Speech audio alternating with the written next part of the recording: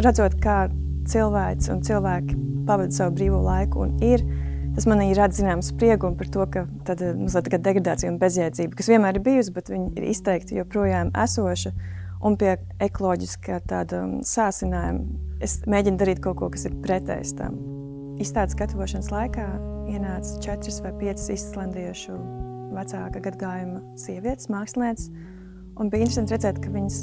aizgāja tieši pie viena no darbiem, ko es biju taisījusi pirms gada, kad mēs braucām ar mammu un māsu uz Maltu, un man likās, ka varētu uziet augšā tas supervulkāns. Sākotnējā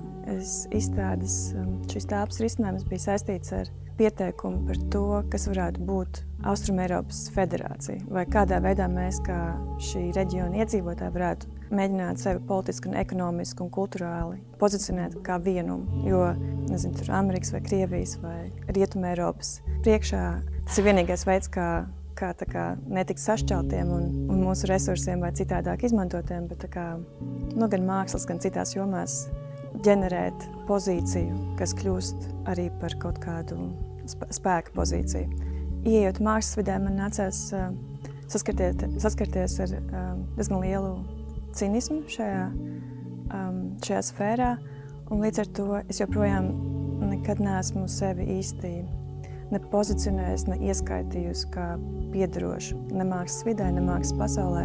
Un arī man ir pilnīgi vienalga, vai man sauc par mākslinieci vai kaut kā citādāk, jo esmu novērojis, ka cilvēki, kuriem izteikti pozicionējas kā mākslinieki, tā pamatmotivācija ir nevis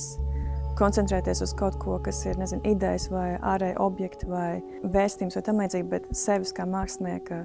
pozicionēšana. Līdz ar to man ir tādas distancētas attiecības ar vārdu māksla vispār. Pēc 100 gadu trajektorijā, tad, kad iespējams liela daļa no pasaules būs vienkārši aplūdus un tā tālāk, es nezinu, kā ar tiem visiem muzejiem un visu to infrastruktūru, kas no tā viss būs palicis, un es būtu par to, ka aizvien vairāk cilvēki savu brīvo laiku izmanto, lai reflektētu savus un novērotos apziņas stāvokļus materiālā. Tas ir arī tas, ko es daru. Un māksla tādā ziņā ir kā pieredžu kopums, kurā apziņa sadarbojas ar materiālu. Pirms kādiem 8 gadiem, tad, kad es sāku nodarboties